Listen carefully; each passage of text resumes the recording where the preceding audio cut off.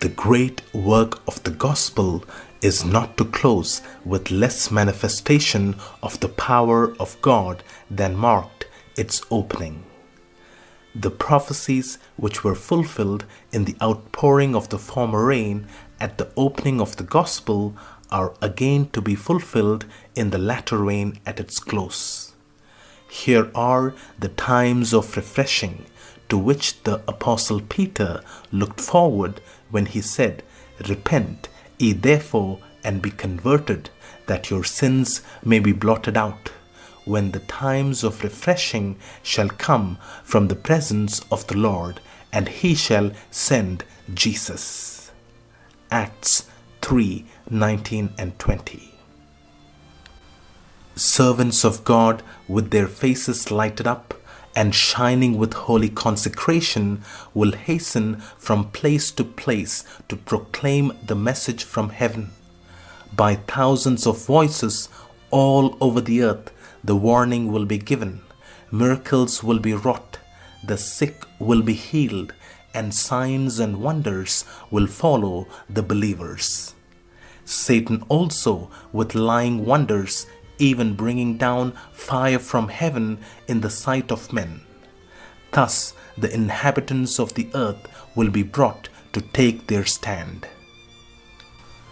The message will be carried not so much by argument as by the deep conviction of the Spirit of God. The arguments have been presented, the seed has been sown, and now it will spring up and bear fruit. The publications distributed by missionary workers have exerted their influence, yet many whose minds were impressed have been prevented from fully comprehending the truth or from yielding obedience. Now the rays of light penetrate everywhere. The truth is seen in its clearness, and the honest children of God sever the bands which have held them. Family connections, church relations are powerless to stay them now. Truth is more precious than all besides. Notwithstanding the agencies combined against the truth, a large number take their stand upon the Lord's side. Taken from the book The Great Controversy, page 610.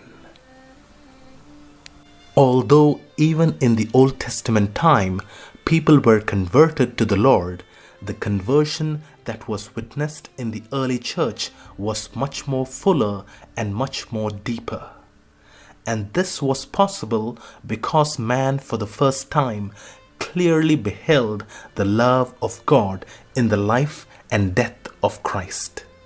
It was this glorious power that fueled them to stand boldly even unto death, and thus the gospel of God reached all nations, kindred, and tongue.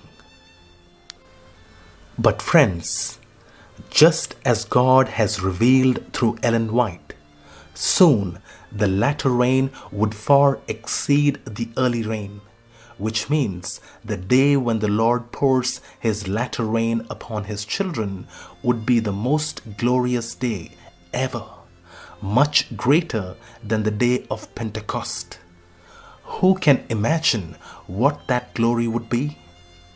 Who can explain the depth of the conversion that the children of God would experience? Why is the latter rain much more glorious than the early rain? Isn't this an important question that we should ask?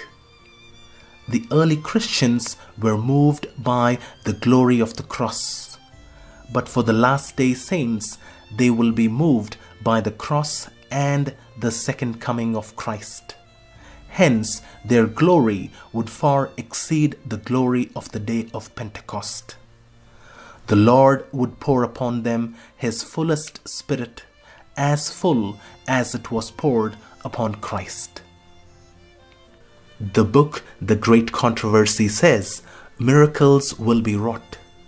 Why would this healing far exceed the day of Pentecost?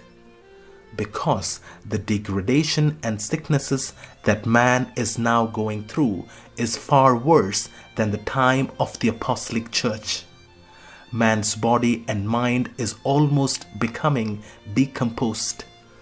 It has fallen to the lowest condition, and when they are healed from such utter despondent state, the people of the world will be compelled to marvel.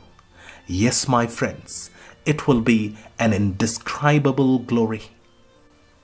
Physically, mentally, and spiritually, the latter rain will bring the greatest manifestation of God's power ever seen on earth. As a Seventh-day Adventist Christian, shouldn't we desire to be a part of this day? Yes, we should. And most certainly, it needs a superhuman preparation which we, in our own strength, can never accomplish. But if we truly humble ourselves and allow the Lord to enter into our hearts, He is well able to prepare us for the most glorious day of the Lord.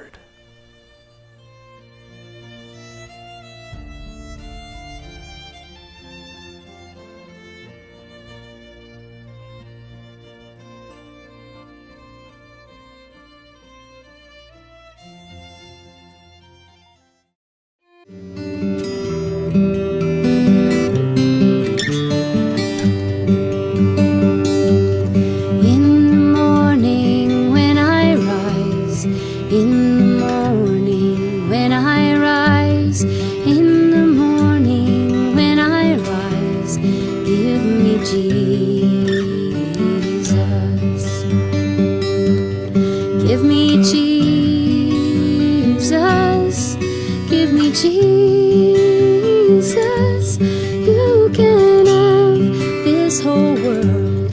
Give me Jesus.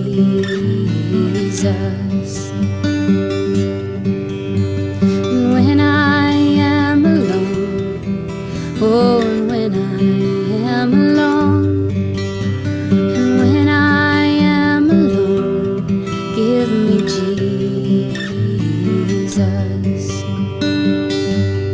Give me Jesus, give me Jesus. You can have this whole world. Give me Jesus.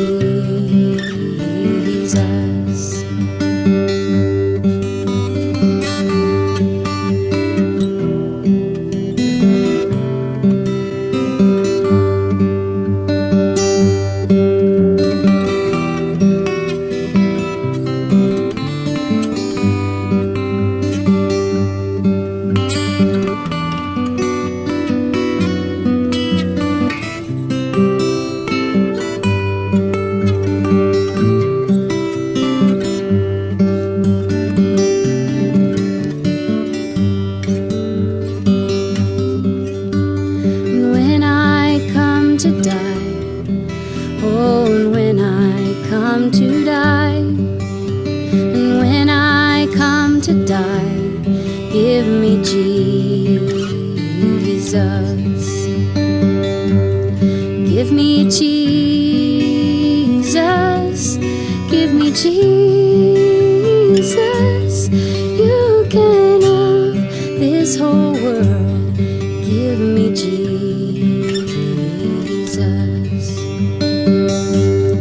Give me Jesus, give me Jesus. You can have this whole